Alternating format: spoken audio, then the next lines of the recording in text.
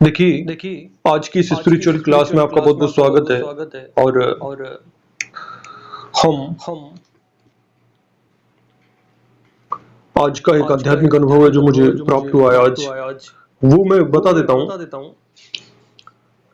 बहुत इंटरेस्टिंग था। और इसमें क्या था देखिए बताता हूँ मैं आपको। कोई ऐसा स्थान था जहाँ पर बहुत सारे लोग रहते थे और अचानक से भगदड़ी मच गई और सब लोग उस जगह को खाली करके भागने लगे।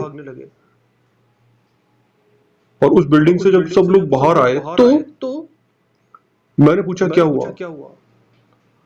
तो किस सब ने कहा चलो चलो यहाँ से चलो, सब जा रहे हैं यहाँ से। और फिर मुझे अपने कमरे की याद आई जहां पर मैं रह रहा था। वहां पे मेरी एक अलमारी थी और भगवान मेरे साथ थे। तो मैंने कहा भगवान कहाँ है। तो उसने कहा कि वही होंगे जहाँ पे तुम्हारा तुम्हारा रूम है। और मैं भागा अपने रूम की तरफ। तो वहां जाकर के देखा मैंने तो भगवान, एक छोटे से भगवान सोए हुए थे उस कमरे में, थे कहीं पर। और पहले मैंने उनको संभाला, फिर मैंने देखा कि कुछ पैसे तो मेरे पॉकेट में थे, जो कपड़े मैंने पहने हुए थे उसमें, और बाकी जो पैसा था वो मैंने अलमारी में लॉकर में रखा हुआ था। तो लॉकर को मैंने देखा तो लॉकर वगैरह सब तोड़े हुए थे। और उसमें से जब मैंने सब चीजें निकाल के देखी तो पैसे वगैरह सब निकाल करके वो लोग ले जा चुके थे अपने साथ। पूरी तरीके से अस्त व्यस्त हो रहा था ये सब। और मुझे समझ में नहीं आ रहा था कि सब क्यों भाग गए, सब के सब इतने सारे लोग जो यहाँ रह रहे थे।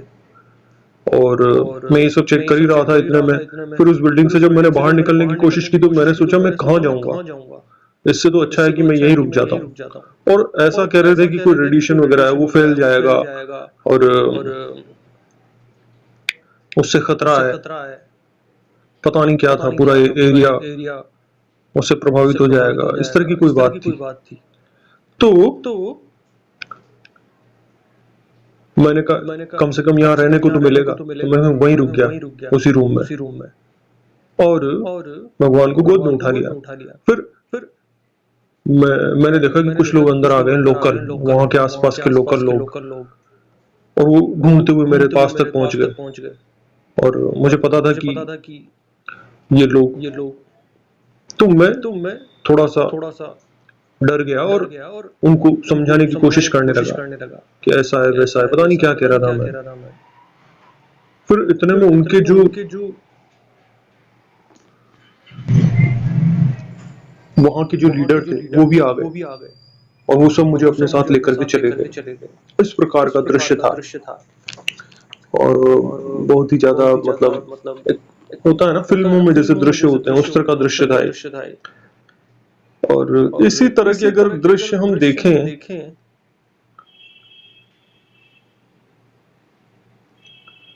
तो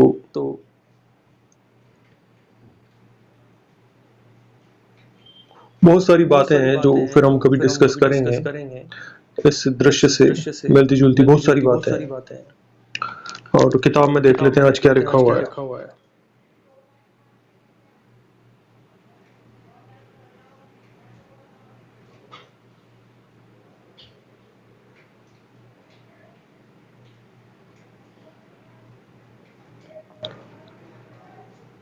मुझे तुम्हारी सारी तकलीफों के लिए बहुत खेद है और आशा करती हूँ कि अपनी आत्मा के साथ एक होकर उनसे निपटने के लिए तुम कम से कम शक्ति और स्थिरता तो प्राप्त करोगी। समझ सकती हूँ कि जीवन दुभर है, लेकिन भगवान की शक्ति भी अनंत है। जो सच्चे दिल से इसके लिए प्रार्थना करते हैं उन्हें यह हमेशा उपलब्ध है।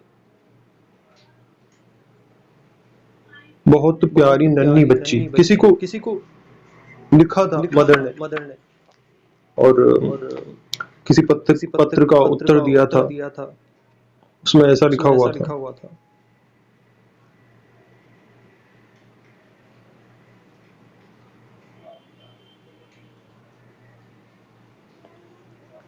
नव वर्ष सुखदायी हो, क्या तुम भगवान को जन्म कुंडली से ज्यादा शक्तिमान नहीं होने दोगी? भगवान के लिए कोई कुंडली ऐसी नहीं जिसमें त्रुटि न हो। भगवान की कृपा में विश्वास रखो, सब कुछ बदल सकता है और बदलेगा।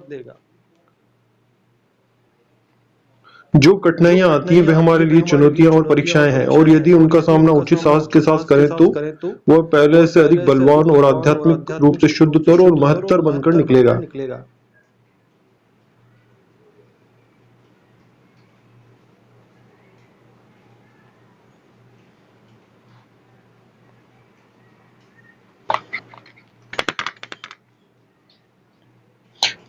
केवल एक ही इच्छा है जो जगत पर शासन करती, वह है परम प्रभु की इच्छा। परम प्रज्ञा, परम सत्य वही है, और केवल वही जानता है कि हर एक के लिए और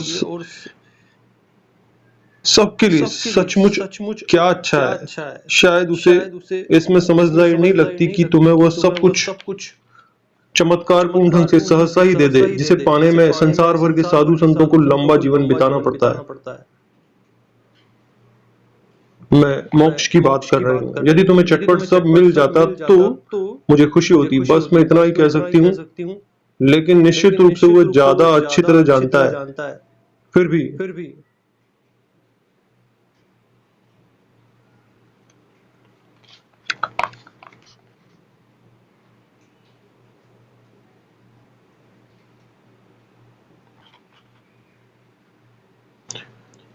माँ, आपने लिखा खतरे बड़े और अनेक हैं, काम कठिन और लंबा है।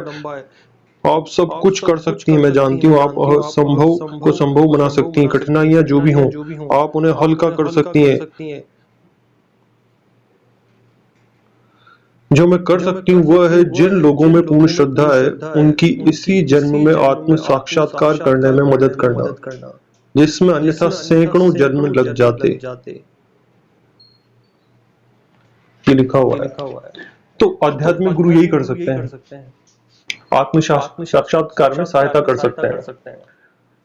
और हर एक मनुष्य को अपना खुद के जो प्रयास हैं वो तो करने ही पड़ते हैं, पर गुरुओं के माध्यम से ये आसान हो जाता है, क्योंकि उन्होंने हर प्रकार की कठिनाइयों को देखा हुआ है, समझा हुआ है, और भगवान तक जाने का जो मार्ग है उसकी जानकारी उनको है, तो वहां से सहायता प्राप्त होती है, और भगवान भी उन्हीं के माध्यम से कार्य करते हैं। ये जो मैंने आपको पढ़ करके सुनाया, तो वहां पर स्त्रियां और पुरुष दोनों, छोटे बच्चे और बच्चियां सब रहते थे वहां पर आश्रम में। पांडिचेरी आश्रम था, साउथ में है, चेन्नई के पास। तो उन सब की जो आध्यात्मिक समस्याएं होती थी वो या तो लिख करके या फिर ऐसे बातचीत के दौरान मदर को बताते थे या श्री अरविंद को बताते थे। तो उनके जो उत्तर मिलते थे वो इस पुस्तक में लिखे हुए हैं, जो मैंने पढ़ करके आपको सुनाया है। और अभी हम श्री अरविंद और मदर, उनका जो लिखा हुआ साहित्य है उसका अध्ययन कर रहे हैं। फिर हम भारत के और संसार के सभी महापुरुषों के जो महान व्यक्ति हुए हैं, जो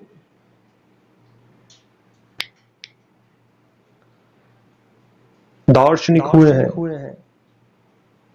उनकी पुस्तकों का अध्ययन करेंगे। और उन्होंने क्या कहा है, ज्यादातर बातें तो सेम है, एक जैसी हैं, और कुछ बातें हैं जो विशेष हैं, तो उनको हम देखेंगे। और अभी के लिए इतना ही। धन्यवाद।